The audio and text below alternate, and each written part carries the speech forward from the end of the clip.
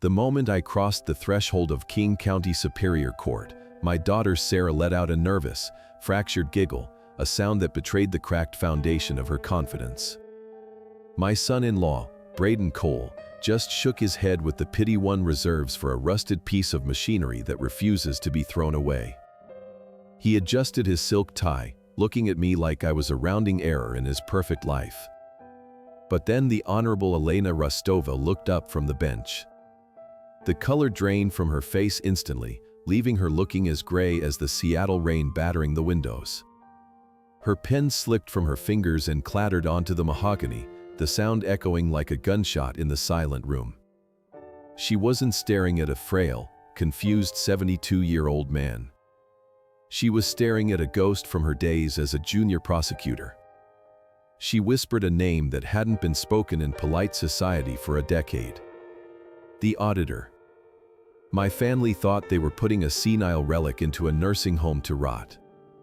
They had no idea they had just handed a loaded gun to the man who used to hunt billionaires for sport. It began, as these bankruptcies of the soul often do, with a toast I was meant to endure in silence. It was Thanksgiving dinner, hosted in Braden and Sarah's ultramodern glass box overlooking Puget Sound. I was seated at the far end of the table, separated from the power players by a centerpiece of imported orchids that cost more than my first car. Braden stood up, raising a glass of vintage Pinot to the ceiling. "To the future," he announced, his voice booming with the hollow charisma of a tech visionary running on fumes. "And to Ether Tower, the first crypto-backed vertical city in Seattle." He looked down the table at me, his eyes cold and calculating. "And to the past," he added, a smirk playing on his lips. "To the legacy hardware that served us well, but frankly, takes up too much bandwidth. Sometimes, you have to deprecate the old systems to free up resources for the new." Sarah laughed.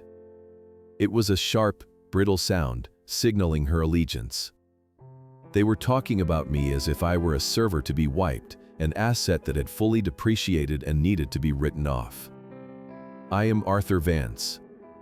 For 40 years, I was the lead forensic accountant for the SEC. I was the man they sent in when the books were cooked so well even the IRS was fooled. They didn't call me a hero, they called me the silencer, because when I walked into a boardroom, the screaming stopped and the handcuffs came out. But since my wife Eleanor passed, I had become invisible. I drove a 10-year-old Volvo.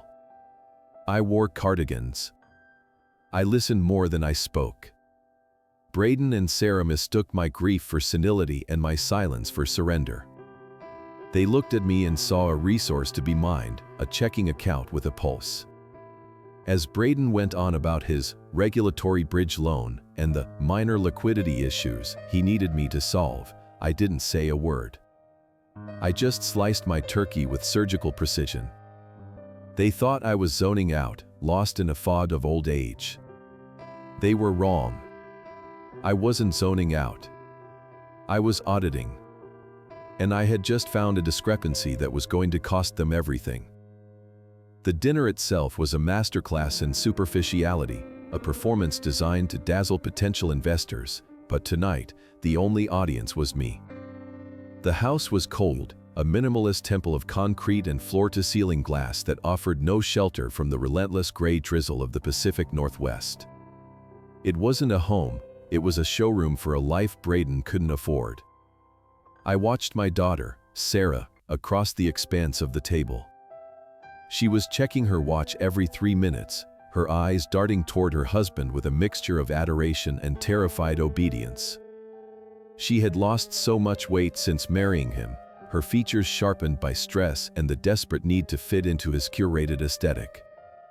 Braden dominated the room, his voice filling every corner as he lectured on the inevitability of blockchain real estate, using words like paradigm shift and disruption to mask the lack of actual substance. I had seen men like Braden 1,000 times before. They were the peacocks of the financial world, all feathers and no flight. They confused debt with wealth and confidence with competence.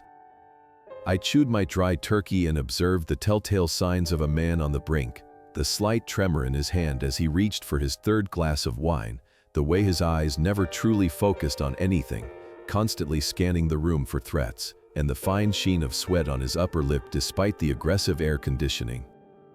He wasn't celebrating a victory, he was running from a collapse. When the plates were cleared by a catering staff that treated me with more respect than my own family, Braden made his move. "Arthur, let's step into the study. I have something to show you. Something big." It wasn't a request. He stood up without waiting for an answer, assuming the compliance of the elderly. I followed him down the long, echoey hallway to his sanctuary, a room lined with unread first editions and a massive interactive touchscreen desk that looked like it belonged on the bridge of a starship. He didn't offer me a seat. He tapped the screen, and a 3D rendering of a twisting, impossible skyscraper materialized, spinning in a digital void. "This is it, Arthur," he said, his voice dropping to a conspiratorial whisper. "Ether Tower. We break ground in 3 months. Pre-sales are through the roof. The Saudis are circling. But, and here came the pivot, the moment the salesman reveals the hook, we hit a tiny snag with the zoning committee. Just bureaucratic red tape. I need to show a bit more liquidity on the balance sheet to get the final permit signed off by Monday."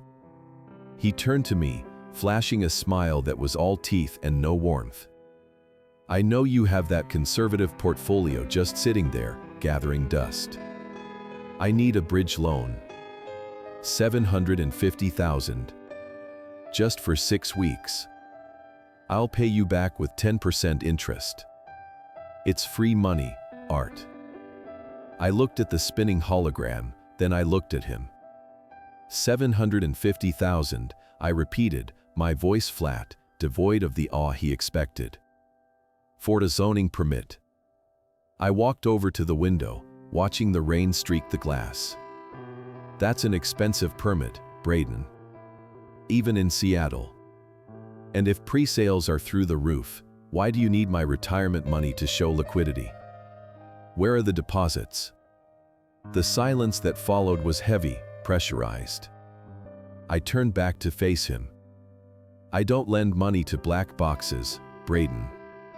Show me the P&L, show me the escrow accounts where the pre-sale deposits are held. If the project is solid, the bank would give you that bridge loan against the land value in an hour. The fact that you're asking me, a retired civil servant, tells me the banks have already said no." Braden's smile vanished. It didn't fade, it was deleted, replaced by a flash of ugly, raw irritation. He took a step toward me, invading my personal space, using his height to intimidate. "You don't understand how modern finance works, Arthur. You're thinking in ledgers and paper receipts. This is crypto equity. It moves fast. If I wait for the banks, I lose the window. I'm trying to help you here. I'm trying to give you a win." "I don't need a win," I said quietly. "I need structural transparency. And until I see audited financials, the answer is no." The refusal hung in the air between us, solid and immovable. Braden stared at me, his face flushing a deep, blotchy red. For a second, I thought he might hit me. His fists clenched at his sides, the veins in his neck bulging against his collar. Then, he laughed. It was a cold, incredulous sound. "Structural transparency," he mocked, spitting the words out. "You're unbelievable. You're sitting on a pile of cash, living like a pauper, and you won't lift a finger to help your own family because you're too busy playing detective. You know what, Arthur? Sarah was right." He leaned in close, his cologne overpowering the scent of old books. "You're losing it. You're paranoid. You think everyone is out to get you, but really, you're just confused. You can't grasp the complexity of what I'm doing, so you assume it's wrong. It's sad, really. We try to include you, We try to protect you, and this is the thanks we get." I saw Sarah standing in the doorway then, hovering like a specter. She had heard everything. She didn't step forward to defend me. She didn't tell her husband to back off. She just looked at the floor, unable to meet my eyes. That was the moment I knew. This wasn't just a loan request. This was an ultimatum. I had refused to be their ATM, so now I was their liability. And liabilities, in Braden's world, were things to be liquidated. 2 days later, the rain had stopped, replaced by a brittle, cold gray sky that hung over Seattle like a dirty wool blanket. I was sitting in my breakfast nook, a modest alcove in the home Eleanor and I had bought 40 years ago. It wasn't a glass fortress like Braden's. It was a home of brick and cedar, paid off in 1998, with a garden that Eleanor had cultivated until her knees gave out. I was finishing the New York Times crossword puzzle, in pen, a habit I had maintained since my days at the SEC. It was my morning calibration, a way to ensure the gears of my mind were still meshing with precision. 17 across, a debt that cannot be recovered. 4 letters. Loss. I filled in the square just as the doorbell rang. It wasn't the hesitant ring of a neighbor returning a borrowed tool, nor the aggressive pounding of a solicitor. It was 2 sharp, professional raps. I checked my watch. 10 a.m. exactly.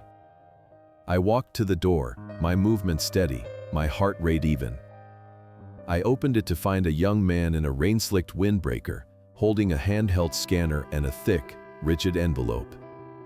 He didn't look me in the eye, he looked at his device.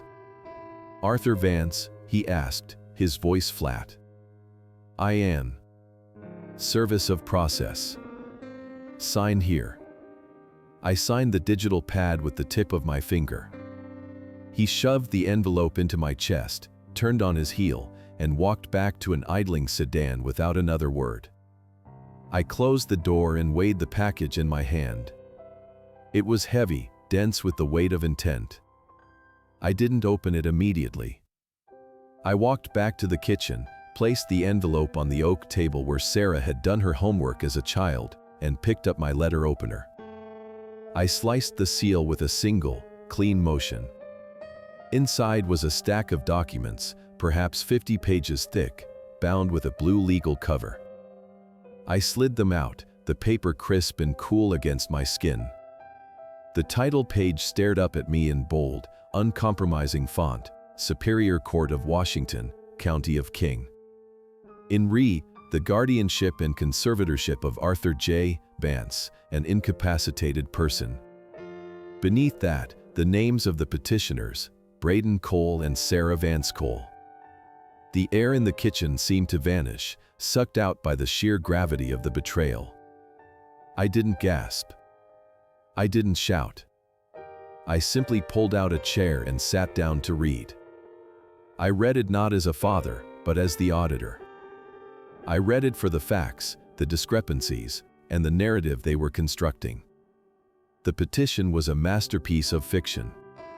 It painted a portrait of a man I did not recognize, a confused, shuffling relic who was a danger to himself and his estate.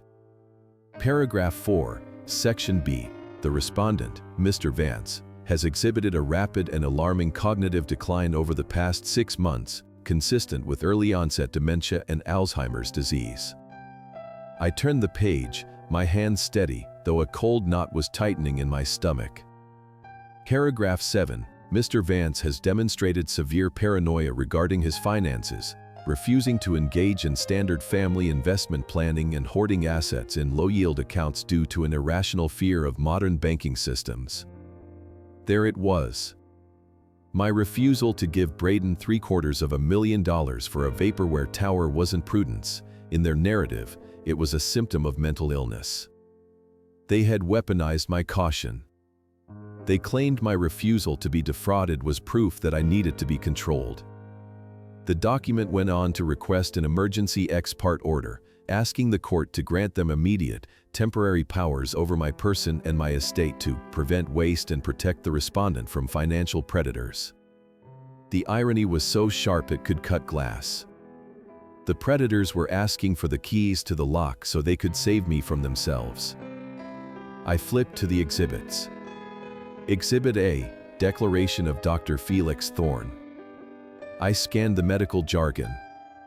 This Dr. Thorne, a man I had met exactly once for a 15-minute insurance physical Braden had insisted upon last week, claimed I was disoriented, unable to recall the date, and exhibited classic sundowning behaviors. He recommended immediate 24-hour supervision. I looked at the date on the declaration. It was signed 3 days ago. The day before Thanksgiving. The realization hit me with the force of a physical blow. I set the papers down and looked out the window at Eleanor's dormant rose bushes. This wasn't a reaction to my refusal at dinner. You don't draft a 50-page petition, secure a medical affidavit, and file for a court hearing in 36 hours over a holiday weekend. This was a contingency plan. Braden had walked into that Thanksgiving dinner with this weapon already loaded and cocked in his pocket. The investment opportunity was a test.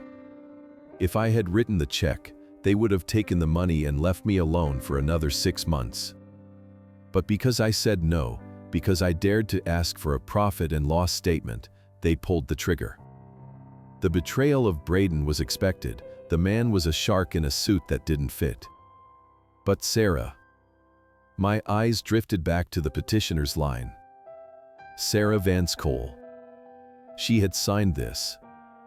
She had sat at my table, eaten the turkey I carved, and laughed at her husband's jokes, knowing that this document was sitting in a lawyer's office, waiting to strip me of my rights. She knew they were planning to declare me insane. She knew they were going to take my home, my independence, and the legacy her mother had built. And she had signed her name. I remembered her nervous giggle in the courtroom, the way she couldn't meet my eyes at dinner. It wasn't just fear of her husband, it was the guilt of an accomplice. She had traded her father for a quiet life with a man who viewed family as a renewable resource to be exploited. I sat there for a long time, the silence of the house wrapping around me. A younger man might have thrown a vase. A weaker man might have called his daughter, weeping, begging for an explanation, asking why. But I was neither young nor weak. I was Arthur Vance. I had spent 40 years dismantling frauds more sophisticated than Braden Cole. I pushed the papers away, clearing a space on the table. The grief I felt was profound, a heavy, suffocating weight in my chest, but I compartmentalized it. I took that pain and locked it in a mental drawer, the same way I used to lock away the stress of a federal indictment. I would mourn the loss of my daughter later. Right now, there was work to be done. I stood up and walked to the hallway closet. I didn't reach for a coat, I reached for the biometric safe bolted to the floor in the back corner. I pressed my thumb against the scanner. It chirped and swung open. Inside was not jewelry or gold, but a dedicated server hard drive and a laptop that hadn't connected to the public internet in 5 years. I took them out. I carried them to my study. I wasn't going to hire a family lawyer to argue that I was sane. That was a defensive move, and I was done playing defense. I was going to audit them.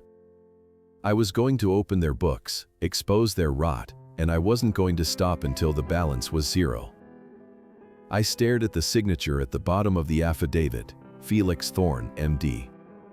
The ink was black, the loops of the letters tight and jagged, suggesting a hand that wasn't steady when it held the pen. The document was a damning piece of fiction, a medical death warrant for my autonomy. In it, Dr. Thorne claimed that during our consultation on November 21st, I had been unable to recall basic biographical data, disoriented to time and place, and agitated when questioned about financial matters. He diagnosed me with progressive cognitive decline with paranoid features, and recommended an immediate transfer to a secure assisted living facility for my own safety.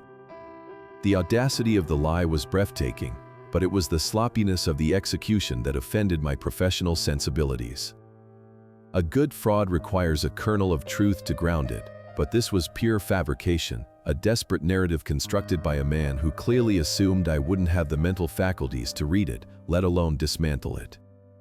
They were banking on my silence, on the assumption that the shock of the accusation would break my spirit before I could mount a defense.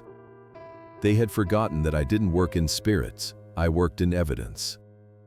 I let the paper fall to the desk and closed my eyes, summoning the memory of last Tuesday with the clarity of a 4K recording.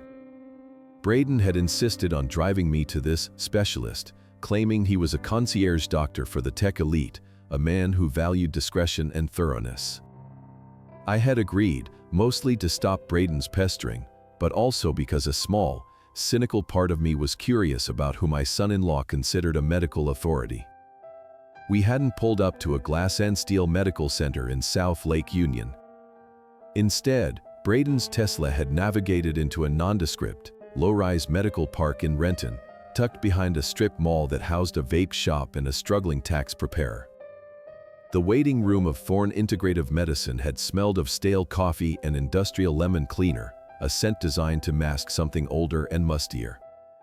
There were no other patients, just a receptionist who looked bored and refused to make eye contact as she took my insurance card. Braden had been vibrating with nervous energy, tapping his foot against the linoleum, checking his phone every 30 seconds. "He's the best, Arthur," he had whispered, though I hadn't asked. "Real cutting-edge stuff. He sees all the Amazon VPs." When Dr. Thorne had finally called us back, he didn't look like a physician to the elite. He looked like a man who was intimately familiar with the bottom of a bottle. He was in his late 50s, with a complexion that was a map of broken capillaries and eyes that were watery and evasive. His white coat was dingy at the cuffs, and as he leaned in to listen to my heart, I caught the unmistakable, cloying scent of wintergreen mints fighting a losing battle against gin. The examination had been a farce. He hadn't asked me about my history, my diet, or my exercise routine. He had shone a light in my eyes for 2 seconds, tapped my knee with a reflex hammer, and then sat down at his computer, typing with 2 fingers. "Braden tells me you've been forgetting things, Arthur," he had said, not looking at me. "Getting confused about money. Thinking people are stealing from you." It wasn't a question, it was a prompt. I had looked at Braden, who was standing by the door like a prison guard. "I haven't forgotten anything, doctor," I had replied calmly. "And I don't think people are stealing from me. I know they are trying to." Thorne had exchanged a glance with Braden, a quick, conspiratorial flicker, and then nodded gravely. "Paranoia," he had muttered, typing the word into my file. That was the extent of the rigorous medical evaluation that was now being used to strip me of my civil rights. I opened my eyes, the memory solidifying into cold, hard data. Felix Thorne wasn't a specialist, he was a hired gun, and a cheap one at that. A doctor with a thriving practice and a reputation to protect doesn't sign a perjured affidavit for a man like Braden Cole unless he is desperate. And desperation leaves a paper trail. I turned to my computer, the machine I had retrieved from the safe. It was a customized rig, built to my specifications by an old contact at the bureau. It ran a proprietary operating system, stripped of bloatware and hardened against intrusion. I pressed the power button, and the fans whirred to life, a low, steady hum that sounded like a heavy weapon charging up. I wasn't logging into Google or Bing. I was logging into EagleEye, a legacy forensic data mining suite that could cross-reference public records, court filings, and financial disclosures across 50 states in seconds. It was the tool I had used to bring down the Enron subsidiaries, the tool that had earned me the nickname, the Silencer. I cracked my knuckles, a habit I hadn't indulged in years, and placed my hands on the mechanical keyboard. The tactile click of the keys was the only sound in the silent house. I started with the medical license board. Felix Gerald Thorne. The results populated the screen in a cascade of red flags. He wasn't a neurologist. He wasn't a geriatric specialist. He was a general practitioner who had been on probation twice in the last 5 years. The first citation was for overprescribing opioids. The second was for unprofessional conduct involving a patient, a euphemism that usually hid something far uglier. But the real gold was in the civil court records. Dr. Thorne was currently the defendant in 3 separate lawsuits for unpaid debts, a malpractice settlement he had stopped paying, a defaulted small business loan, and, most telling of all, a lawsuit from a gambling casino in Las Vegas for $45,000 in marked markers. The man was drowning. He was financially underwater, professionally compromised, and morally bankrupt. He was the perfect mark for Braden. My son-in-law hadn't found a doctor. He had found a fellow drowning victim and offered him a life raft made of my money. I leaned back in my chair, the glow of the monitors illuminating the dark oak of my study. A sense of cold, grim satisfaction settled over me. This was the mistake amateurs always made. They assumed that because they were lying, the rest of the world would be too polite to check. Braden thought he was playing 4D chess, but he had just moved a pawn directly into the line of fire of a rook. I printed Thorne's financial records, the disciplinary reports, and the docket numbers of his lawsuits. I organized them into a neat pile next to his fraudulent affidavit. The medical evidence against me was now my primary weapon against them. But I wasn't done. Thorne was just the instrument, Braden was the architect. And if Braden was desperate enough to bribe a doctor to imprison his father-in-law, his own financial situation must be catastrophic. I looked at the search bar blinking on my screen. I typed in Ether Tower LLC. It was time to see just how hollow the future of real estate really was. The auditor was officially on the clock, and I was going to bill them for every second.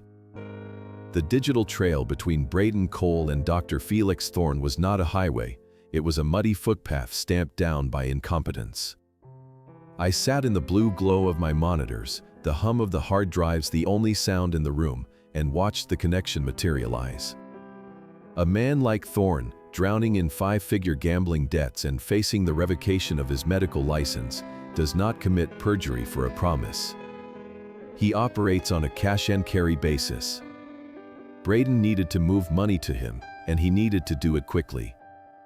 I knew Braden's main accounts. I had set up his initial trust structures when he married Sarah, back when I still foolishly believed he was merely ambitious rather than predatory.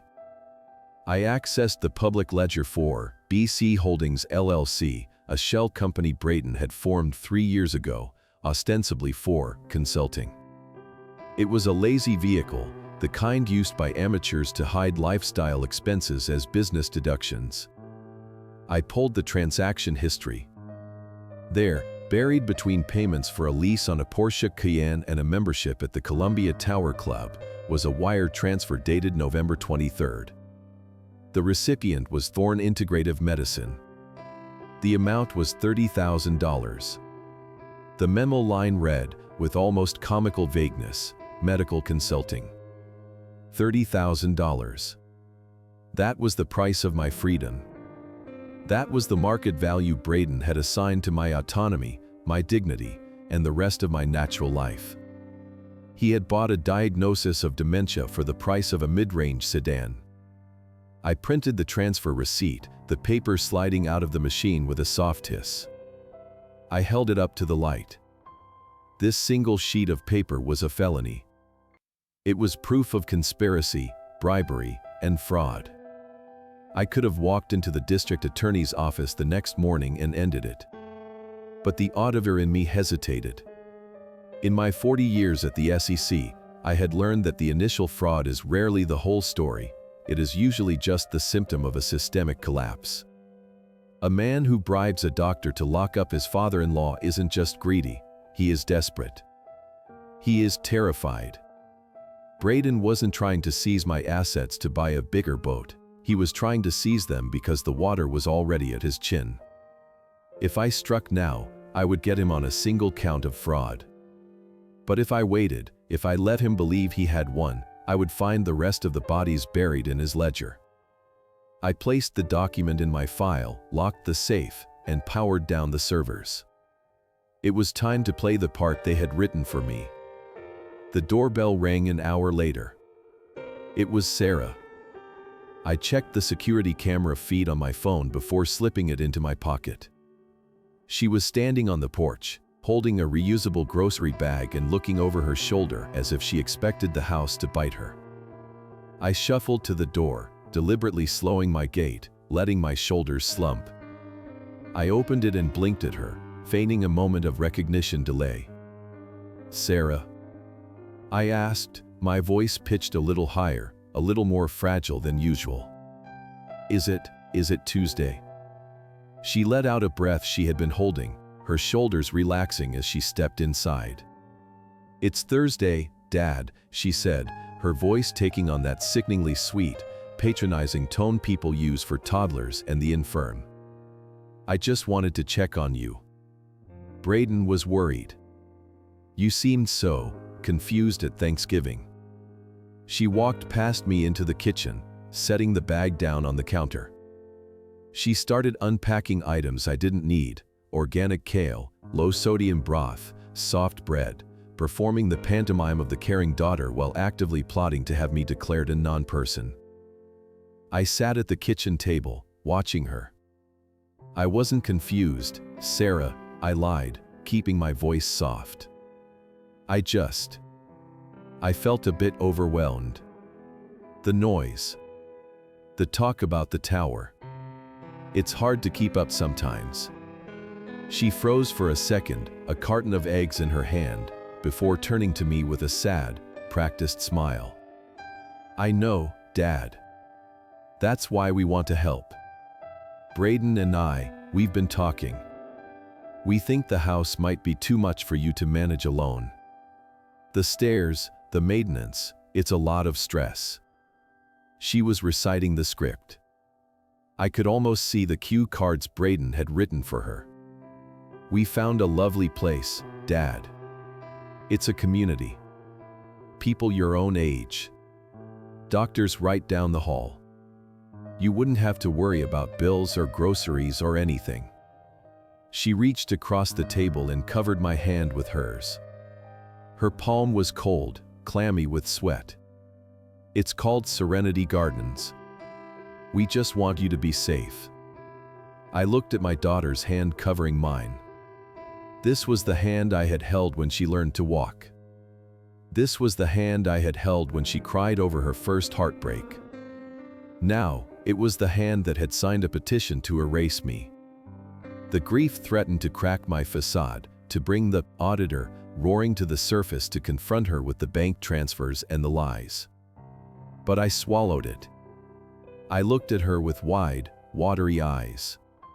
I don't know, Sarah. This is my home. Your mother and I." I let the sentence trail off, knowing the mention of Eleanor would sting.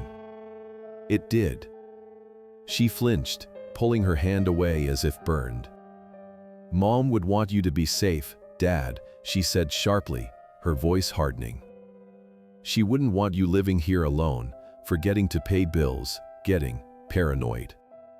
She used the word Dr. Thorne had planted. "Braden says you were talking crazy talk about the tower. About escrow accounts. That's not like you."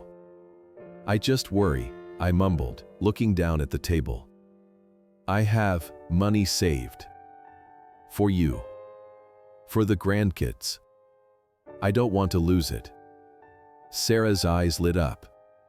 It was a subtle shift, a dilation of the pupils, a quickening of the breath. "That's exactly why we need to do this," she said, leaning in. "Braden can protect that money, Dad. He's a financial genius. If you let him manage the estate, he can make sure it grows. He can secure the legacy. But if you keep it hidden and you get sick, it could all just disappear. There it was. The naked core of the scheme. It wasn't about my health, it was about securing the legacy before the ship went down. Maybe you're right, I whispered, defeated. I do feel tired. So tired. Sarah stood up, relief washing over her features. She checked her watch. I have to go, Dad. I have a meeting with the foundation board. She grabbed her purse, eager to leave the scene of her crime. Just rest. Don't worry about anything. We'll handle the paperwork. You just have to trust us. She kissed me on the forehead, a Judas kiss if there ever was one, and hurried out the door. I watched her get into her Range Rover and speed away. As soon as the taillights vanished around the bend, I straightened my back. The frailty evaporated. The confusion vanished. I walked back to my study and unlocked the safe. Sarah had mentioned a meeting with the foundation board. The Vance Literacy Fund. My wife's life's work. If Braden was bleeding cash, and he had already tapped his own shell companies, and he was coming for my estate, he wouldn't stop there. He would loot the burning building on his way out. I sat down at the computer and cracked my knuckles. It was time to audit the charity.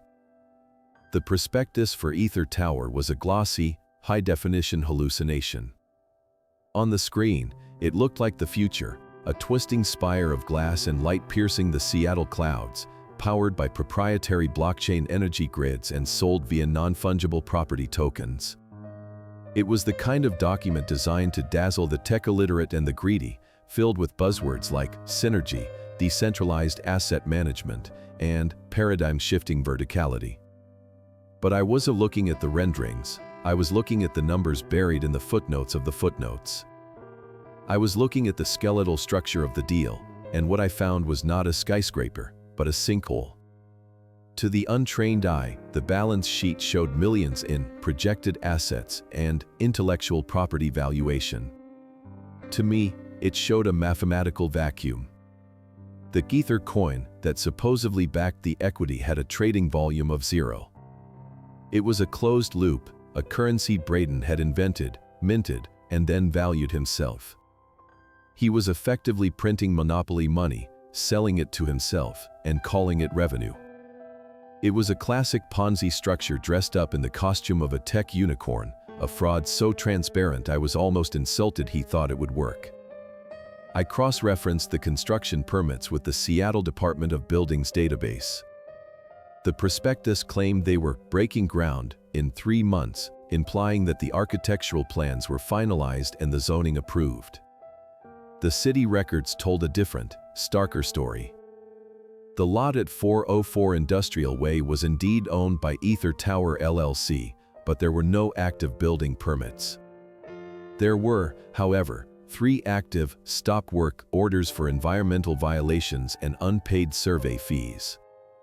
I pulled up the satellite imagery. There was no fleet of excavators, no bustling crew of hard hats. There was just a waterlogged, fenced-off mud pit in a derelict industrial zone south of the stadium. A rusted shipping container sat in the middle of the lot, likely that the sales office Braden had expensed for $50,000. The disconnect between the glistening tower on the screen and the muddy reality on the ground was absolute. Braden wasn't building a building, he was building a myth. And myths, unlike skyscrapers, require a constant stream of fresh cash to keep from collapsing. The deeper I dug, the uglier the picture became. I traced the cash flow from the initial seed round, money raised from friends, family, and a few B-list venture capital firms. It hadn't gone into steel or concrete. It had gone into brand positioning, which meant leasing the glass mansion, the Porsche, the endless dinners at Canlis, and the tailored suits. Braden was burning capital at a rate that would make a government contractor blush. But the real horror wasn't a waste, it was the debt. A Ponzi scheme eventually runs out of new investors, and when that happens, the operator usually turns to lenders of last resort. I found the entry in a subledger for emergency liquidity. It was a loan for $8 million, secured against Braden's personal assets, including the house, his future earnings, and, crucially, his expected inheritance. The lender wasn't a bank. It was an entity called Vanguard Shadows Capital Partners. The name sent a chill down my spine that had nothing to do with the drafty window. Vanguard Shadows wasn't a venture firm. They were predatory lenders who operated in the gray zone between high-risk finance and organized crime. They didn't sue you when you defaulted, they dismantled you. I hacked into Braden's email server using a password I had guessed on the second try, Bitcoin 2024, and found the correspondence with Vanguard. It wasn't polite. The subject lines were in all caps: immediate action required and final notice of default. I opened the most recent email, sent the morning after Thanksgiving. Mr. Cole, it read, the tone terrifyingly bureaucratic. Your grace period has expired. The bridge loan is now fully callable. Per the terms of your agreement, failure to remit the interest payment of $450,000 by December 1st will trigger the acceleration clause. We will move to seize all collateral, including the primary residence and the guarantor assets. We have initiated the preliminary skip trace on your family members. Do not make us send a representative to your home. The signature block belonged to a Marcus Sterling. I stared at the screen. December 1st was tomorrow. The pieces of the puzzle slammed together with the force of a closing prison door. Braden wasn't just greedy. He was terrified. He was a man standing on a trapdoor with a noose around his neck, and the lever was about to be pulled. The conservatorship, the rush to declare me incompetent, the sudden need for control over my estate, it wasn't about investment strategy. It was a desperate, frantic attempt to access my liquid assets to pay the vicarage to Vanguard Shadows. He needed my retirement fund to keep the wolves from the door for another month. He was willing to imprison his own father-in-law, to drug me with antipsychotics in a cheap nursing home, just to buy himself 30 more days of pretending to be a billionaire. It was a betrayal born of pure, unadulterated panic. And Sarah? Did she know? I looked at the emails again. There was a forwarded message to her, with the subject line, "Everything is under control, trust me." She might not know the extent of the rot, but she knew they were drowning. She had chosen to believe the lie because the truth was too expensive. I sat back, the light from the screen reflecting in my glasses. A strange calm settled over me. When you understand the motive, the enemy becomes less frightening and more pathetic. Braden Cole wasn't a monster, he was a cornered rat. And rats are dangerous, but they are also predictable. He had exposed his flank. He had leveraged everything he owned to a predator more dangerous than himself. But he had made one fatal calculation error. He had assumed that Vanguard Shadows was the biggest shark in the water. He didn't know that he was swimming with the megalodon. I knew Marcus Sterling. I knew him back when he was a 22-year-old junior analyst caught up in the dot-com bust, a kid I had spared from a federal indictment because I saw he was just following orders. I had given him a second chance, and he had used it to build a terrifying empire of shadow equity. I picked up my encrypted phone. It was time to call in a 20-year-old favor. It was time to buy the debt. The Vance Literacy Fund was not just a charity, it was a shrine. Eleanor had founded it 20 years ago with the settlement money from a car accident that had nearly taken her leg, turning her own pain into a pathway for underprivileged children in King County to learn to read. She had spent her final years curating book drives, organizing reading circles, and meticulously managing the endowment to ensure it would outlive us both. It was a sacred trust, a firewall between the cynical world of finance I inhabited and the pure, altruistic goodness she represented. I had given Sarah the directorship as a way to keep her mother's spirit alive, a torch to carry. I assumed, with the naive blindness of a father, that the sanctity of the mission would protect it from the rot infecting the rest of her life. I assumed that no matter how desperate Braden became, there were lines that even he, and certainly Sarah, would not cross. I was wrong. The moment I logged into the fund's secure banking portal, the screen refreshed, and the illusion of my daughter's morality shattered into 1,000 irreparable shards. The account balance, which should have been comfortably sitting in the mid-six figures, blinked back at me in stark, accusatory red, $4,320.18. I stared at the number, waiting for it to correct itself, for a digit to be missing, for a glitch in the server. But the number remained, a digital tombstone marking the death of Eleanor's legacy. My hands, usually so steady on a keyboard, trembled as I clicked on the transaction history. The bleeding hadn't been slow, it had been a hemorrhage. Starting 6 months ago, the withdrawals began. They weren't small, subtle siphons for expenses. They were massive, jagged chunks of capital torn from the principal. $50,000 to BC Holdings LLC for strategic consulting, $75,000 to Ether Development Group for venue rental deposits, $35,000 to Serenity Spa and Wellness for board retreats. They had treated a charity for illiterate children like a personal piggy bank. They had looted the endowment meant to buy textbooks and fund tutors to pay for Braden's failing business and Sarah's stress relief. I felt a physical pain in my chest, a dull, crushing ache that had nothing to do with my heart and everything to do with my soul. But the auditor in me forced me to push past the horror. I needed to know the mechanism of the theft. I needed to know who held the pin. In a charitable trust, transfers of this magnitude require dual authorization, or at least the signature of the managing director. I clicked on the hyperlink for the largest check, a transfer of $80,000 to Braden's shell company, dated just 3 weeks ago. The digital image of the check popped up on the screen, high resolution and undeniable. I zoomed in on the signature line. I wanted it to be Braden's jagged scrawl. I wanted it to be a clumsy forgery, a sign that he had stolen this money behind her back. But it wasn't. The signature was elegant, looped, and painfully familiar. Sarah Vance Cole.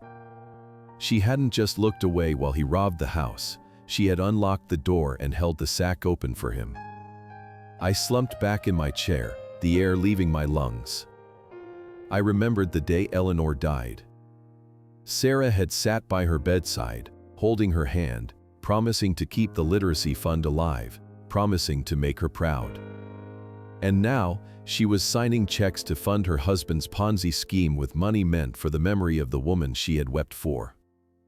This wasn't just embezzlement, it was desecration. It was a betrayal so profound it severed the biological tether between us. I thought of her earlier visit, her feigned concern for my confusion, her plea for me to hand over my estate to secure the legacy.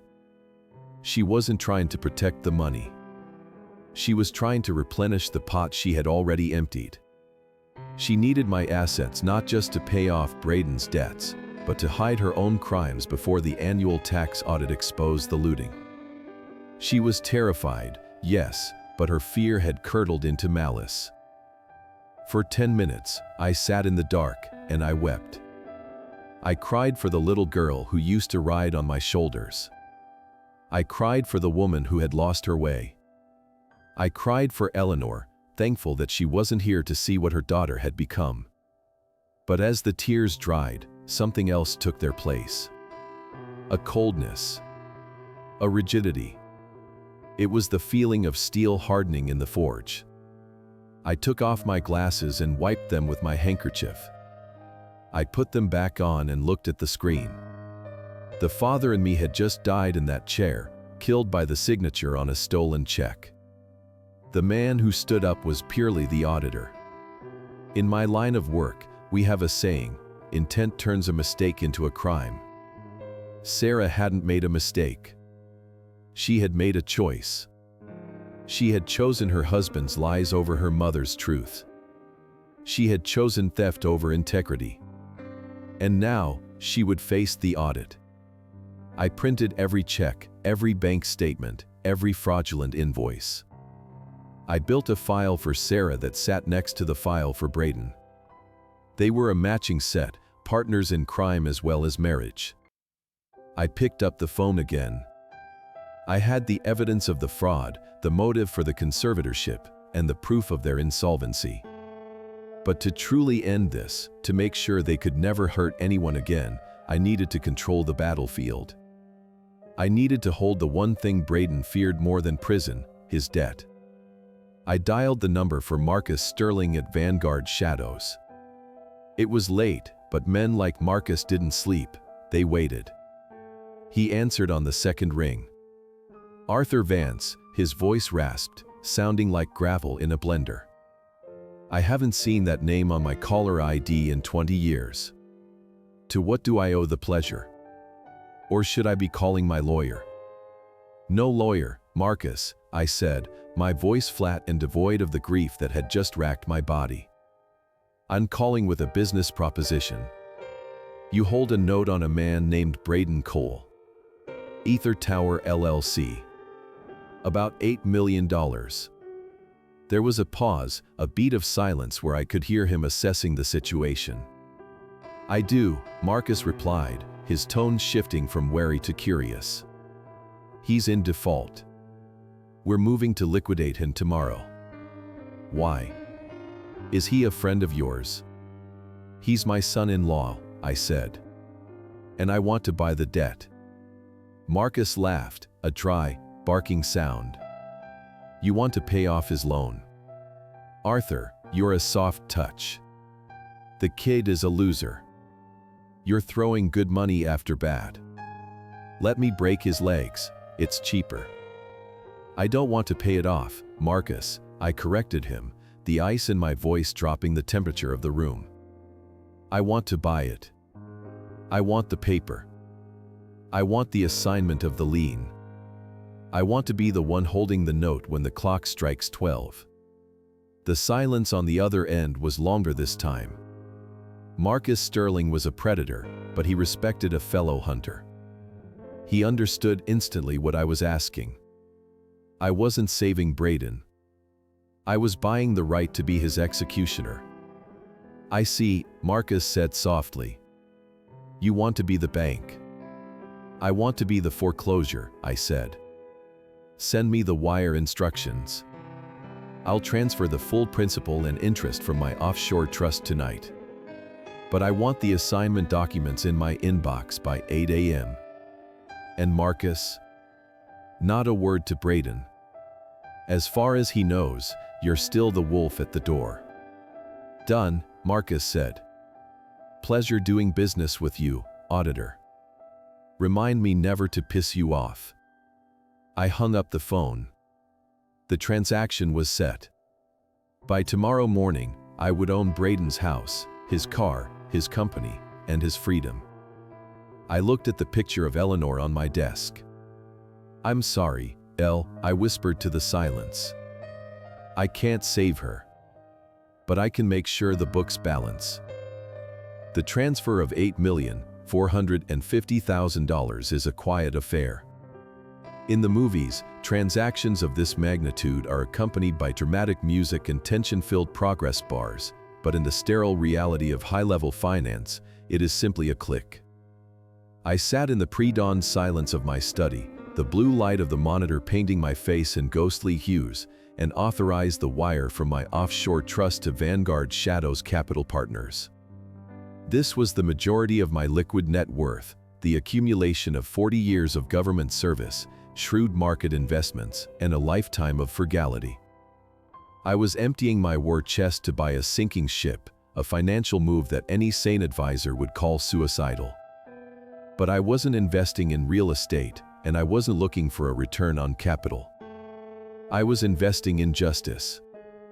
I was buying the sword that hung over my son-in-law's head so that I could be the one to swing it.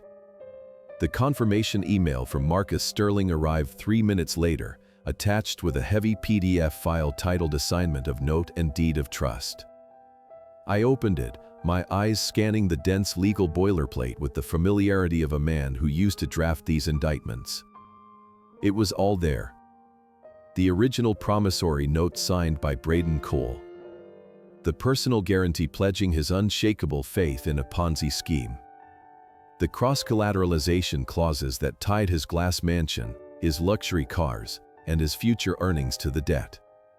And finally, the assignment clause, transferring all rights, title, and interest from Vanguard's shadows to the Eleanor Trust, a holding entity I controlled. I scrolled to the bottom, where Marcus's digital signature sat next to the timestamp. It was done. Legally, Braden Cole no longer owed money to a faceless hedge fund. He owed every cent, every breath, and every lie to me.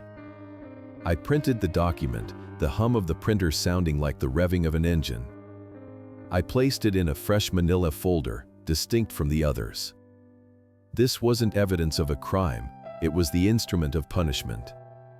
With the sun just beginning to bruise the gray Seattle sky, I went upstairs to prepare for court. I bypassed the row of beige cardigans and corduroys that had been my uniform of invisibility for the last decade. I walked to the back of the closet, pushing aside the mothballed memories, and pulled out the garment bag I hadn't touched since my retirement party.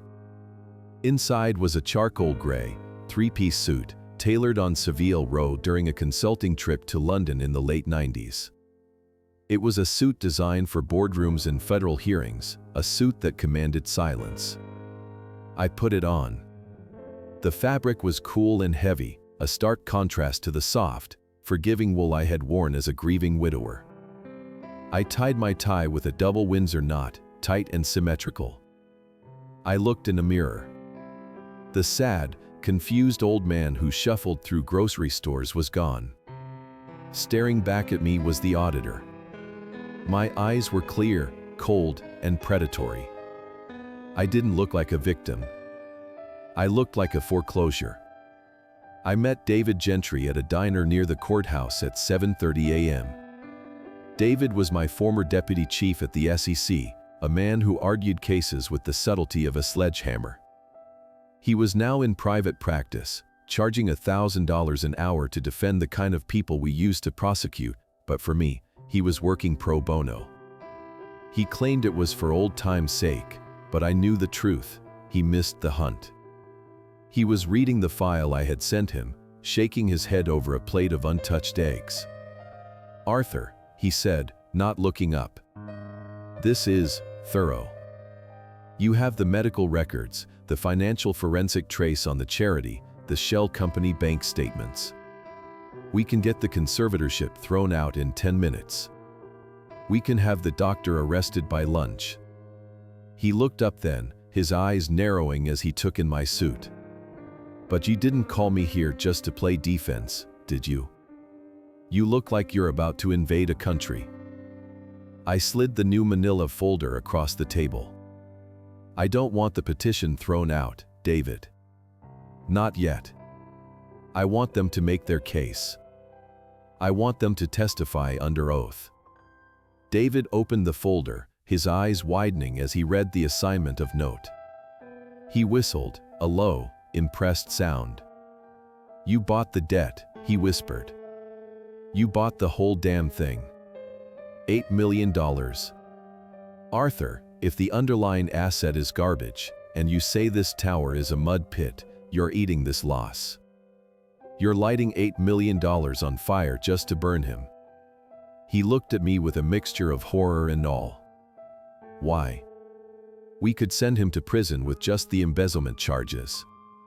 "Prison is too abstract for Braden," I said, sipping my black coffee. "He thinks he can talk his way out of a cell. He thinks he can charm a jury. But debt? Debt is binary. Debt is absolute. I don't want him just to go to jail, David. I want him to know that he lost. I want him to understand that the legacy hardware he mocked didn't just malfunction, it recalculated his entire existence and found it insolvent." I leaned forward. Besides, Sarah is involved. If I just file criminal charges, she becomes a co-defendant immediately. I need to break them apart. I need Braden to turn on her, or her to turn on him. Pressure does that. And there is no pressure like total, immediate bankruptcy. David closed the folder and smiled, a sharp, shark-like grin. You haven't changed a bit, have you? The silencer. He checked his watch. Court starts in an hour. Judge Rostova is presiding. Elena? I asked. I haven't seen her since she was a junior prosecutor. She remembers you, David said, standing up and throwing a 20 on the table. Everyone remembers you, Arthur. That's what Braden and Sarah forgot. They thought they were burying a grandfather. They didn't check the file to see who that grandfather used to be. We walked out of the diner and into the rain. The courthouse loomed ahead, a brutalist concrete fortress where lives were dismantled on paper. Braden and Sarah would be there already, rehearsing their lies, practicing their sad faces, convinced they were walking into a formality. They thought they were about to take control of a senile old man's fortune. They had no idea they were walking into an audit. And the books were about to close. King County Superior Court is a brutalist cathedral of gray stone and fluorescent lighting, a place designed to make you feel small before the machinery of the state. To most people, the air here smells of anxiety, stale coffee, and impending ruin. To me, it smells like work. As David Gentry and I walked through the security checkpoint, the metal detectors buzzing rhythmically, I felt a familiar calmness settle over me. This was my ecosystem. For 40 years, I had lived in rooms just like this, translating complex financial crimes into prison sentences. I adjusted my cuffs, the charcoal wool of my suit absorbing the harsh overhead light, and glanced at David. He wasn't carrying a briefcase, he was carrying a single, slim file folder. He looked less like a lawyer and more like a demolition expert walking toward a condemned building. We didn't speak. We didn't need to. We took the elevator to the 4th floor, the doors sliding open to reveal a hallway crowded with the desperate and the hopeful. And there, standing near the double doors of courtroom 4B, were the architects of my destruction. Braden and Sarah were huddled together, a portrait of staged concern. Braden was wearing a navy suit that shouted its price tag, his hair gelled into a helmet of aggressive success. He was whispering furiously into his phone, likely checking the price of the cryptocurrency that was currently vaporizing his net worth. Sarah stood beside him, looking pale and diminished. She was wearing a modest black dress, the kind one wears to a funeral, or in this case, a competency hearing where you plan to bury your father alive. She was twisting her wedding ring, a nervous tic I hadn't seen since she was a teenager caught sneaking out. Standing with them was their lawyer, a man I recognized from the society pages rather than the law journals. Miles Fletcher was a fixer for the South Lake Union crowd, a man who specialized in making DUIs and harassment suits disappear with a smile and a check.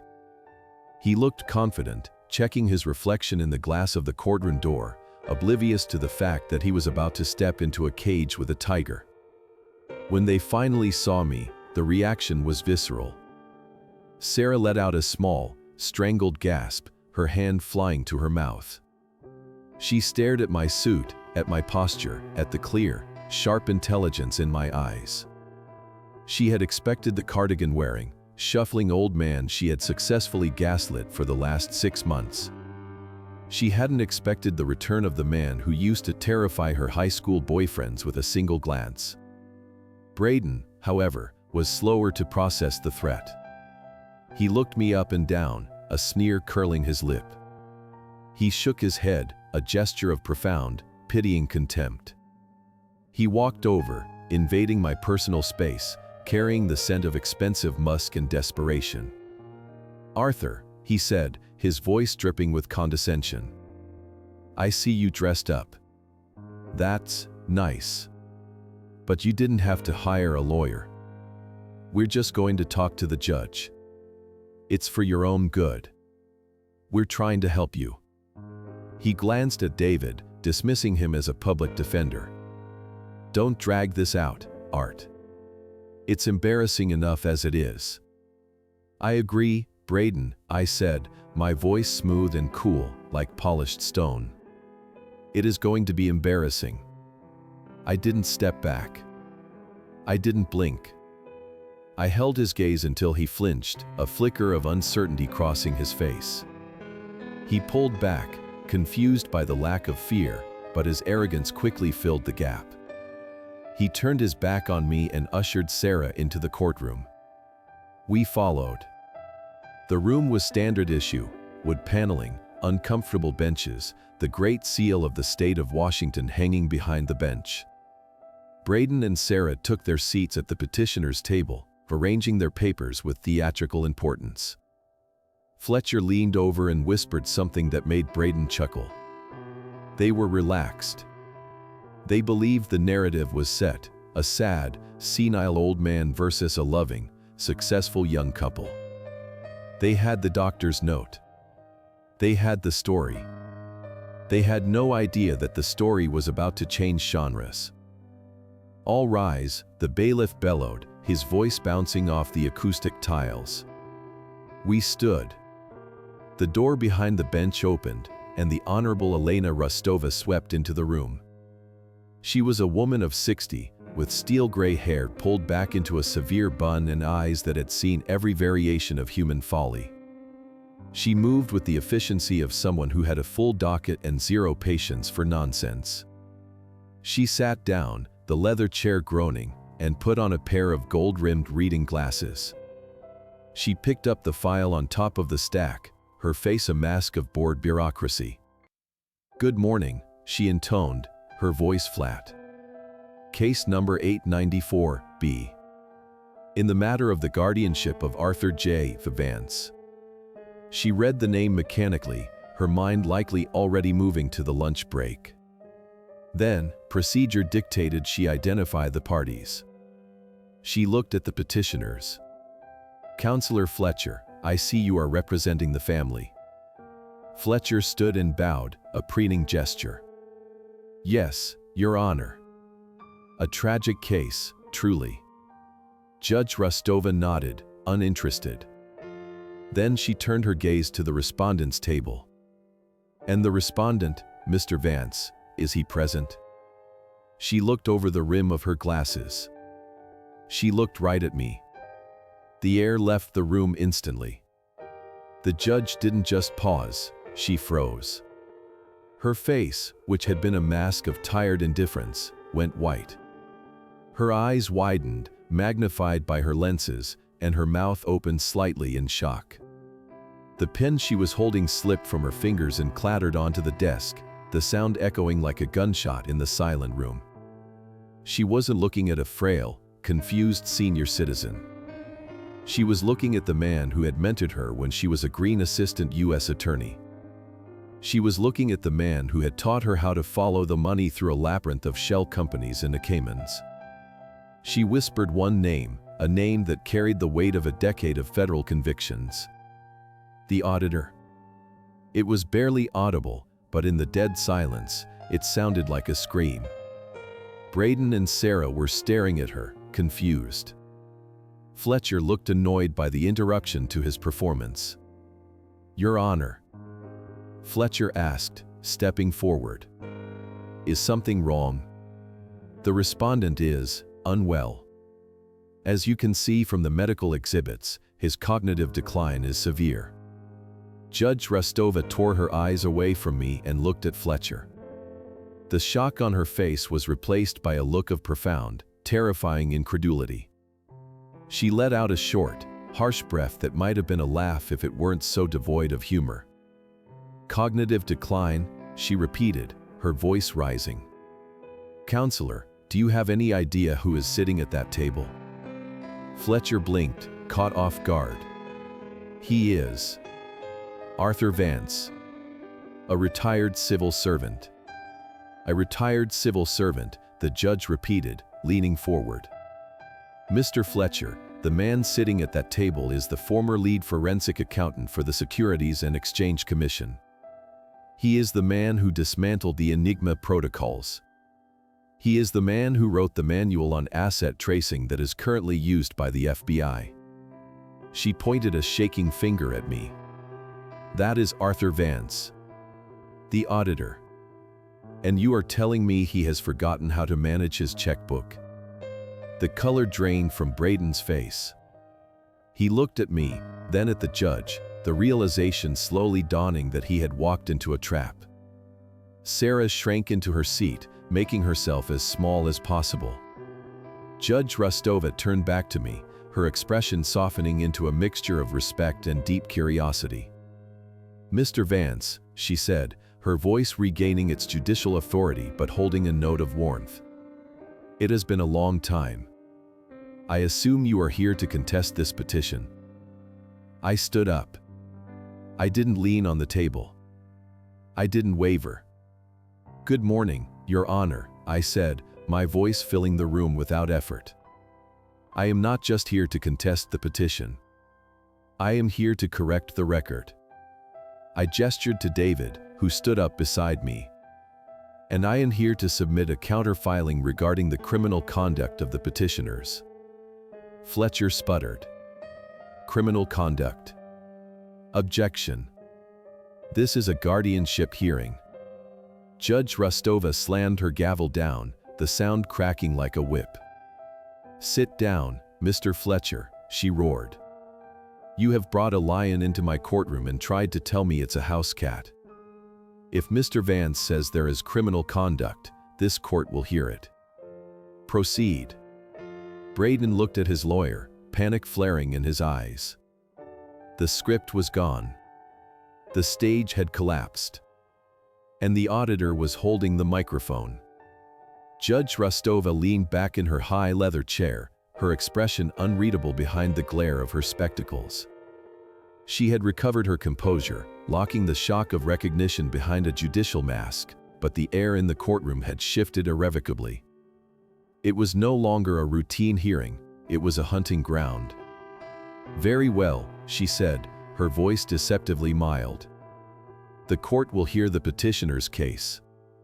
Mr. Fletcher, call your witness. But I warn you, counselor, ensure your house is in order before you invite me inside." Fletcher, sweating now despite the air conditioning, tugged at his collar.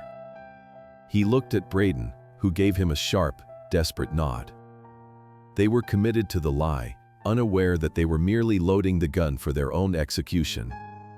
"The petitioners called Dr. Felix Thorne to the stand," Fletcher announced, his voice lacking its earlier bravado. The side door opened, and Dr. Felix Thorne shuffled in. In the harsh fluorescent light of the courtroom, he looked even more dissolute than he had in his office.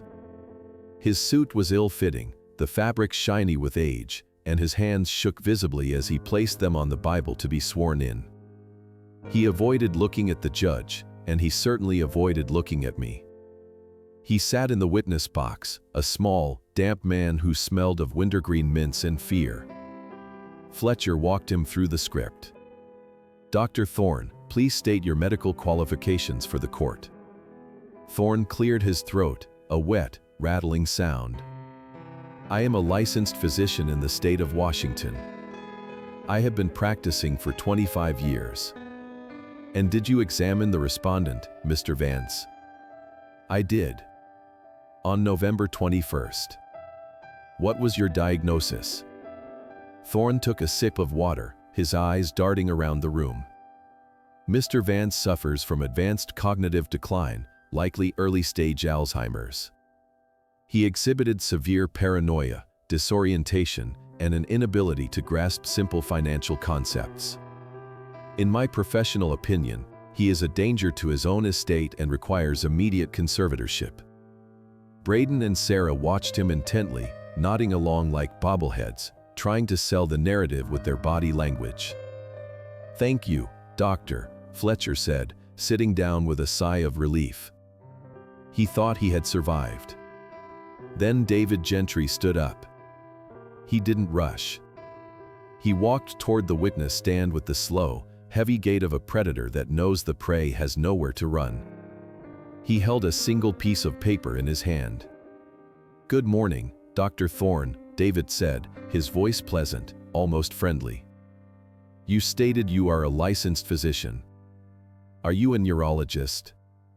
Thorne blinked. "No. I am a general practitioner." "I see. Are you a geriatric specialist?" "No." "So, you have no board certification in the specific fields required to diagnose complex dementia?" Thorne bristled slightly. "I have years of experience." "Experience," David repeated, savoring the word. "Let's talk about your experience, Dr. Thorne. Specifically, your experience with the Nevada legal system." Fletcher jumped up. "Objection. Relevance."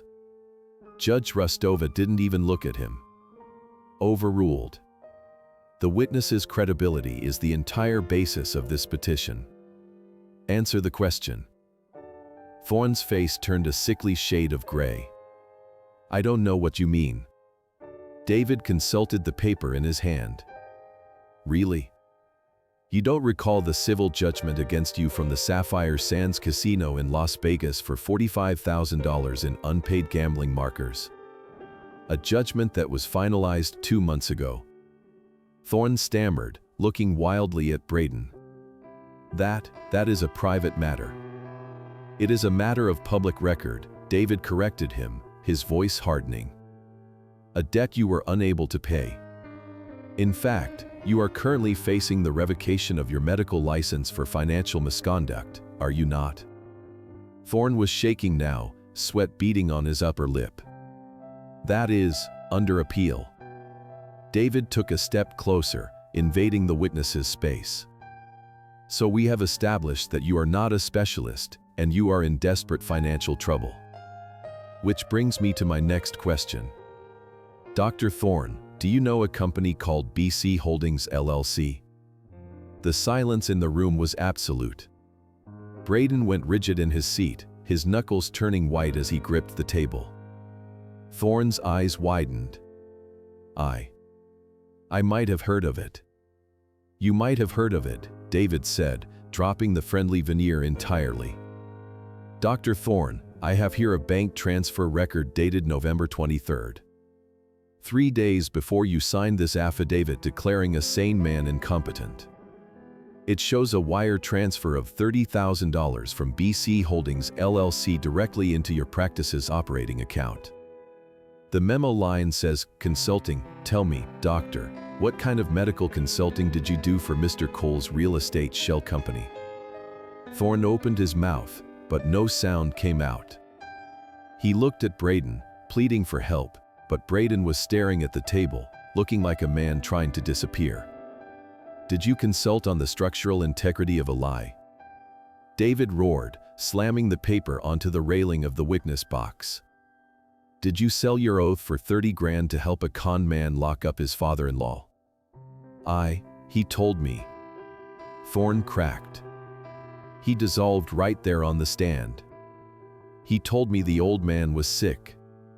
He said he just needed the signature to handle the banks. I needed the money. They were going to take my house." The confession spilled out of him in a torrent of pathetic excuses. The courtroom erupted. Fletcher buried his face in his hands. Sarah let out a sob of pure terror. Judge Rostova stood up, her robe billowing like the wings of an avenging angel. "Bailiff," she shouted, her voice cutting through the noise. "Take this man into custody immediately. I am holding him in contempt of court, and I am referring this transcript to the district attorney for immediate charges of perjury and fraud." 2 deputies moved in, pulling a weeping Thorne from the stand and handcuffing him in front of the horrified gallery. The sound of the cuffs ratcheting shut was the only sound in the room. Judge Rostova remained standing, her eyes burning with a cold, furious fire. She turned her gaze slowly from the sobbing doctor to the petitioner's table. She looked at Braden Cole, who was now trembling visibly, sweat soaking through his expensive suit. "Mr. Fletcher," she said, her voice dropping to a terrifying whisper. "Your star witness has just been arrested for criminal conspiracy. Your petition is built on a foundation of perjury and bribery." She leaned over the bench. "Now, would your client, Mr. Cole, like to take the stand to explain his relationship with Dr. Thorne? Or should I just issue a bench warrant right now?" Fletcher looked at Braden. Braden looked at me. For the first time, he saw me. He didn't see the legacy hardware. He saw the man who had audited his life and found him wanting. He saw the trap closing. And in his panic, he made the mistake all narcissists make. He thought he could talk his way out of it. He stood up, shaking off his lawyer's restraining hand. "Your Honor," he stammered, his voice cracking. I was trying to protect him. You don't understand. He's confused. He doesn't know what he's doing with his money." David Gentry smiled, a shark sensing blood in the water. He looked at me and gave a nearly imperceptible nod. The trap was sprung. Braden had just opened the door to his own finances. He had claimed my financial incompetence was the issue, which meant he had just made his own financial competence relevant. I stood up, smoothing the front of my suit. "Your Honor," I said, my voice calm and authoritative. "The petitioner claims I am mishandling my assets. I believe it is time we examined the assets in question. And more importantly, the assets of the man who claims he can manage them better than I can."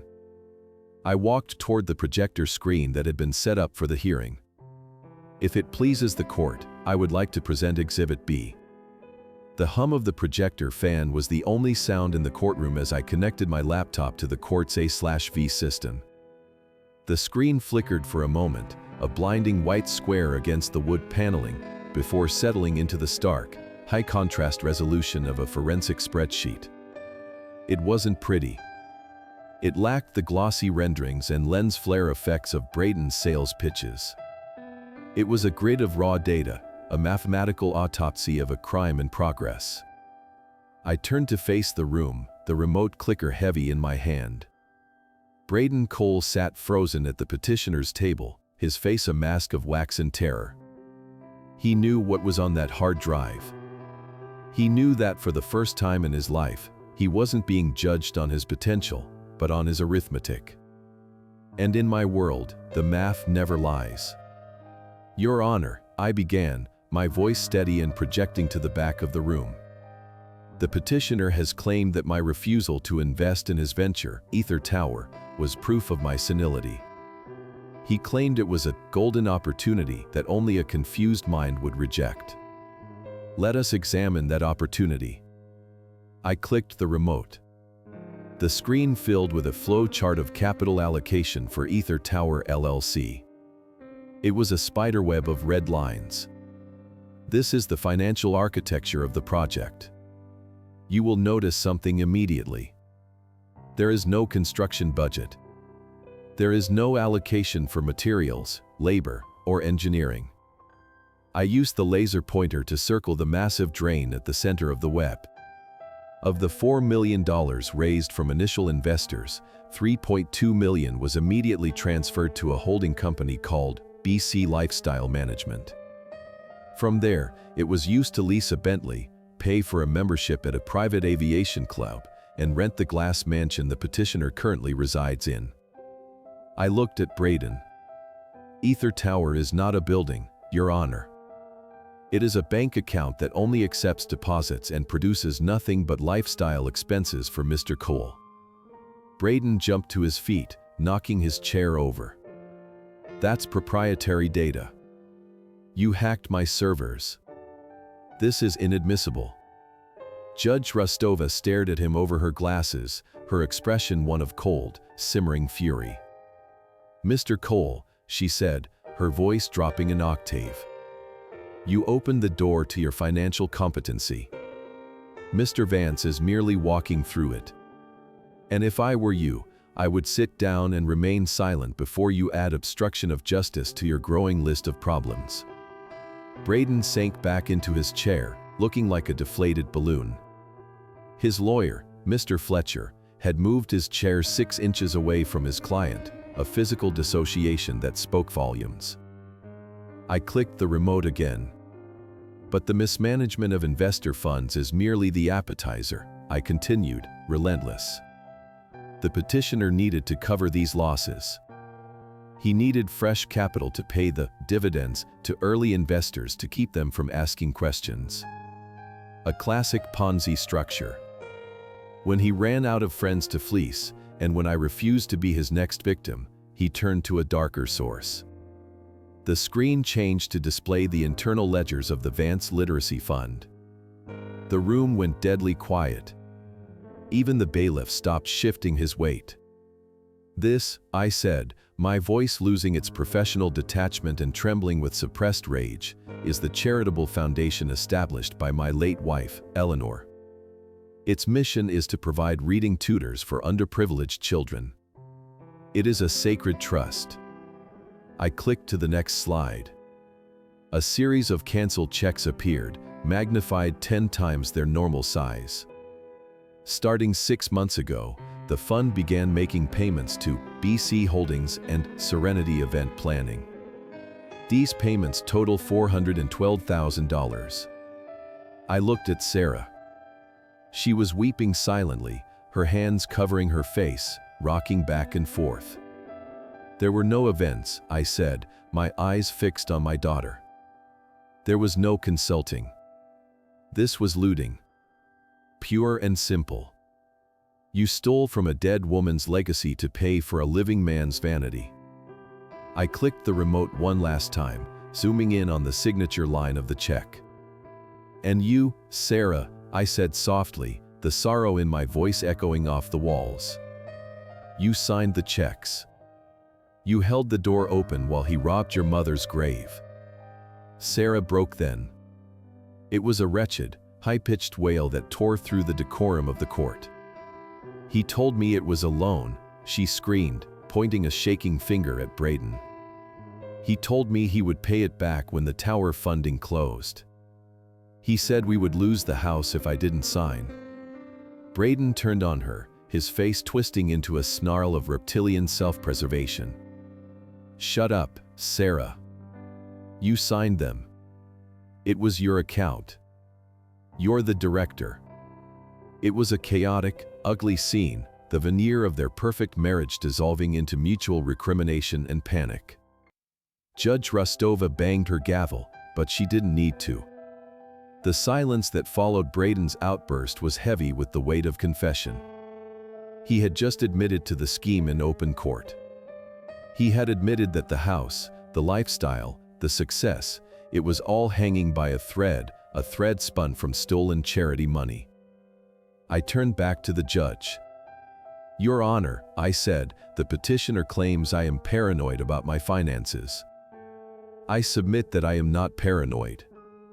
I am simply the only person in this family who knows how to read a balance sheet. They didn't file this conservatorship because I was losing my mind. They filed it because I was the only thing standing between them and total insolvency. They needed my assets to plug the hole in their fraud before the house of cards collapsed." I walked over to the petitioner's table and placed my hands on the polished wood, leaning in close to Braden. He smelled of sweat and fear, the expensive musk long gone. "You called me legacy hardware, Braden," I whispered, loud enough for the microphone to catch. "You said I needed to be phased out. But you forgot one thing about legacy systems. We were built to last. We were built to handle the load.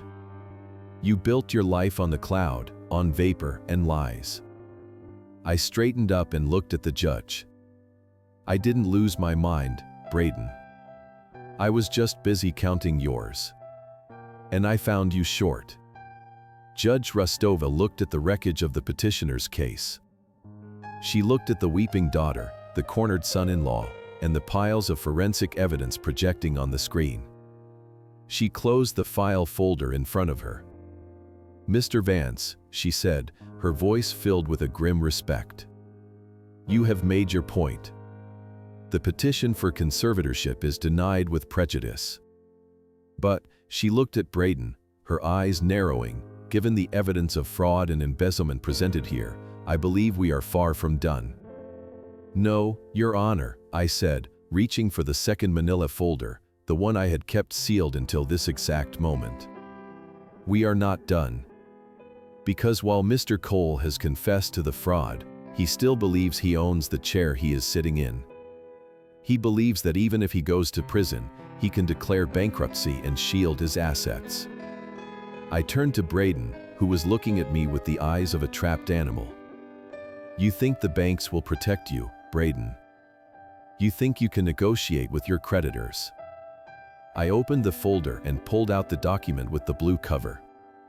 "But you can't negotiate with me." The lawyer Miles Fletcher snatched the document from the table, his eyes scanning the header with the frantic intensity of a man realizing he is standing on a landmine. I watched the color drain from his face, turning him a sickly, parchment white as the reality of the text sank in. He looked up at me, then at Braden, then back at the paper, his hands trembling visibly. This is an assignment of note," Fletcher whispered, his voice cracking. "From Vanguard Shadows Capital Partners. Assigned to the Eleanor Trust." He looked at me with dawn-breaking horror. You bought the paper. You bought the debt." Braden stared at him, uncomprehending. What? What does that mean?" "Vanguard isn't." "It means," I interrupted, my voice ringing in the silent courtroom with the clarity of a church bell, "that as of 4 a.m. this morning, I am the sole holder of the promissory note for Ether Tower LLC. I own the debt, the liens, and the personal guarantees." I turned to Braden, whose mouth was opening and closing like a fish on a dock. "You see, Braden, you made a calculation error. You thought your biggest problem was the conservatorship. You thought if you could just lock me away, you could use my assets to pay off Marcus Sterling and keep your house of cards standing. But you didn't ask Marcus who he learned the trade from. You didn't know that 20 years ago, I audited the firm that gave him his start. I took a step closer, letting the shadow of my presence fall over him. You defaulted on your loan yesterday, Braden. The grace period expired at midnight. And unlike Vanguard Shadows, I have no interest in renegotiating terms. I am exercising the acceleration clause. The full principal of $8.4 million is due immediately." You can't do that," Braden wheezed, looking around the room as if searching for an exit that didn't exist. It's family. You can't just call the loan. I need time. I have investors lined up. The Saudis are coming in next week." "There are no Saudis, Braden." I snapped, the sudden volume making him flinch physically. "There is no tower. There is no crypto. There is only a mud pit in Soto and a mountain of debt that you tried to bury under my name." I turned to the judge. "Your Honor, this is not a negotiation. This is a foreclosure. The respondent, myself, is the secured creditor for every asset the petitioner owns.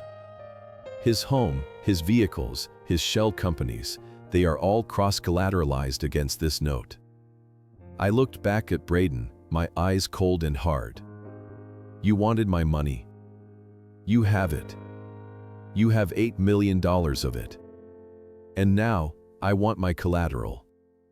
Fletcher tried to intervene, his voice weak and wavering. "Your Honor, this is highly irregular. My client is under extreme duress. We need a recess to review these documents. We need time to structure a payment plan."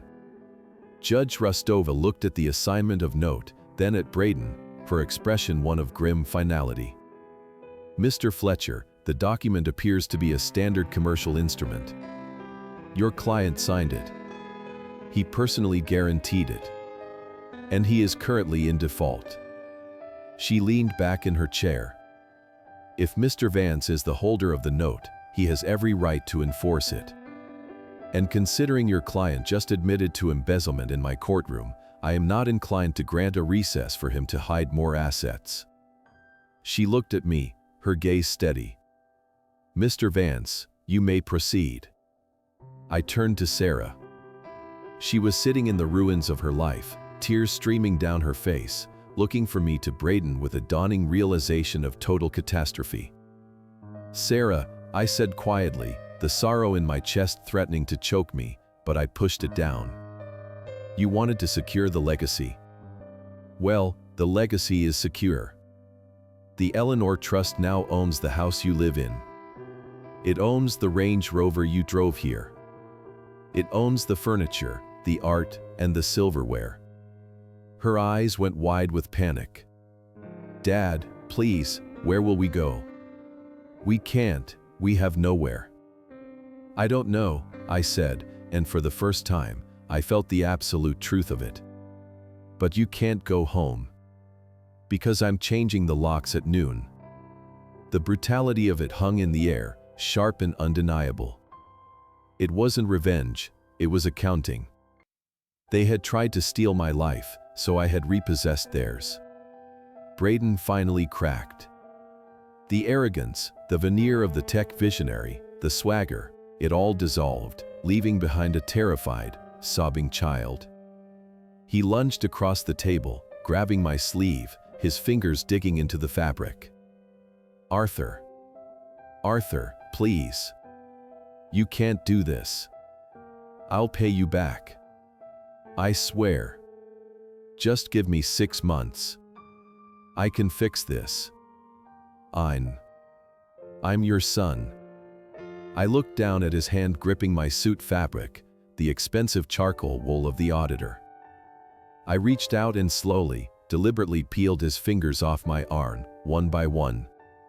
No, Braden, I said, my voice devoid of anger, leaving only a vast, empty disappointment. You're not my son. You're a bad investment. And I am writing you off. I turned my back on him. I walked over to the bailiff and handed him a separate envelope. This is a copy of the foreclosure notice and the eviction order, effective immediately upon the court's adjournment. I looked at Judge Rostova. Thank you, Your Honor. The defense rests. The courtroom was dead silent as I packed up my laptop. David Gentry gave me a nod, a silent salute to a job finished with surgical precision. Behind me, I could hear Braden sobbing, a jagged, ugly sound of total defeat. Fletcher was frantically whispering into his phone, likely trying to save his own license from the fallout. Sarah was just staring at the wall, catatonic. I walked out of the courtroom and into the hallway. The fluorescent lights hummed overhead. The air smelled of floor wax and justice. I didn't feel triumphant. I didn't feel happy. I felt heavy, carrying the weight of the family I had just dismantled. But as I walked toward the elevators, I checked my watch. It was 11:45 a.m. The locksmith was meeting me at the glass mansion in 15 minutes. I had a house to secure. I had a charity to rebuild. And for the first time in a decade, the books were finally, perfectly balanced. The legacy hardware had done what it was built to do. It had processed the error and terminated the program. The sentencing of Braden Cole was not a media spectacle, it was a procedural formality, as dry and inevitable as a tax audit. He had tried to fight, of course, hiring a new legal team with money he didn't have, attempting to paint himself as a victim of predatory lending and familial entrapment. But the evidence I had compiled was a fortress with no doors.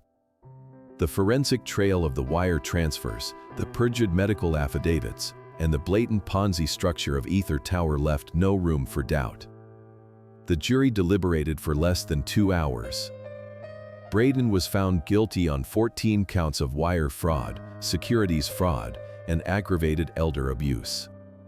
He stood before the judge, not Rostova this time, but a federal judge who had no patience for visionaries who stole from the elderly, and wept as the sentence was read. 12 years in a federal penitentiary. No parole. I watched from the back of the courtroom, my face impassive. I felt no joy, no surge of triumph. I simply felt the satisfaction of a column of figures finally summing to zero. The liability had been removed from the balance sheet. Sarah's fate was more complex, a negotiated settlement between the law and the remnants of my paternal affection. She pleaded guilty to a lesser charge of reckless mishandling of charitable funds to avoid a prison sentence, but the terms of her probation were strict. I insisted on a specific condition, one that the court, seeing the poetic justice in it, readily agreed to. She was sentenced to 5 years of probation and 3,000 hours of community service. But she wouldn't be picking up trash on the highway or filing papers in a clerk's office. She was assigned to the Vance Literacy Fund. She would not sit on the board. She would not sign checks. She would spend her weekends scrubbing the floors, sanitizing the desks, and organizing the book donations in the basement. She would clean the institution she had tried to loot. I wanted her to smell the lemon polish and the old paper. I wanted her to see the faces of the children she had stolen from. It was a harsh lesson, perhaps, but necessary. She had spent her life believing she was above the consequences of her actions. Now, she would kneel before them with a scrub brush in her hand. 6 months after the trial, I drove to the glass mansion one last time. It was empty now, the staging furniture removed, the echo of Braden's false promises scrubbed from the walls. I had sold it to a quiet software engineer from Microsoft who actually had the funds to pay for it. The proceeds from the sale, along with the liquidation of Braden's luxury cars and the seizure of his hidden crypto wallets, were substantial. I didn't keep a dime. I transferred the entire sum back into the Vance Literacy Fund, restoring the principal she had stolen and adding enough to open 3 new centers in the South Sound. I walked through the empty rooms, the sound of my footsteps reflecting off the glass. It was a cold house, a house built for display, not for living. I stopped in the dining room where Braden had toasted to my obsolescence. Legacy hardware, he had called me. He had been right about one thing: old hardware is heavy, it is difficult to move, and it is built to survive a crash. He was a sleek, modern app that had glitched and crashed. I was the mainframe that was still running. I found Sarah in the basement of the Literacy Center the following Saturday. She was wearing a gray jumpsuit, her hair pulled back in a messy ponytail, her hands red and chapped from the bleach water. She was scrubbing a graffiti tag off a locker. She didn't see me at first. When she finally looked up, her eyes were dull, stripped of the entitlement that had defined her for so long. She didn't scream. She didn't beg. She just looked tired. "Why?" she asked, her voice rasping in the quiet room. "You could have just said no, Dad. You could have just refused the loan. Why did you have to destroy us? Why did you have to take everything?" I walked over to a shelf and straightened a row of children's books. "I didn't destroy you, Sarah," I said gently. "You were already destroyed. You were drowning in debt and lies long before you asked me for money. If I had just said no, you would have found another victim. You would have stolen more. You would have dragged this out until you were both in prison for 20 years instead of 12. I turned to face her. "I didn't take everything. I took the things that weren't yours. The house, the cars, the status, they were all rented with stolen money. I just returned them to their rightful owners." I looked at her, seeing the ghost of the little girl I had raised, buried deep beneath layers of greed and fear. "You have a chance now, Sarah. It's a hard road, but it's real. For the first time in your adult life, you are earning your existence. Scrubbing these floors is more honorable than anything you did in that glass house. She looked down at the bucket of soapy water, a single tear falling into the gray liquid. "I hate you," she whispered. "I know," I said. "But the books balance. And one day, you might understand that that is a form of love." I left her there and drove to the cemetery. The rain had returned, a soft, steady Seattle drizzle that misted the windshield. I walked to Eleanor's grave, the grass vibrant green against the gray granite. I placed a single white rose on the marker. "It's done, Belle," I said to the wind. "The fund is safe. The children are safe. Sarah is. Sarah is learning." I stood there for a long time, listening to the silence. I was 73 years old. I lived alone in a paid-off house with a paid-off car. I wore cardigans and solved crosswords in pen. The world looked at me and saw a relic, a piece of obsolete technology waiting to be recycled. They didn't see the processing power humming beneath the surface. They didn't understand that the old ways, integrity, diligence, accountability, were not bugs, they were features. My name is Arthur Vance. They used to call me the Auditor. I have retired my badge, but I have not retired my principles. This ordeal taught me that evil is not always a monster in the dark. Sometimes it is a smiling relative with a loan application. It taught me that silence is not weakness, and patience is not surrender. And most of all, it taught me that no matter how sophisticated the fraud, no matter how shiny the lie, eventually, someone has to check the math. I am that someone. The ledger is closed. The debt is paid. What would you have done? Would you have bailed them out, or would you have let the gavel fall? Let me know in the comments below. And please, like and subscribe if you believe that in a world of crypto scams and influencers, character is the only currency that never loses its value.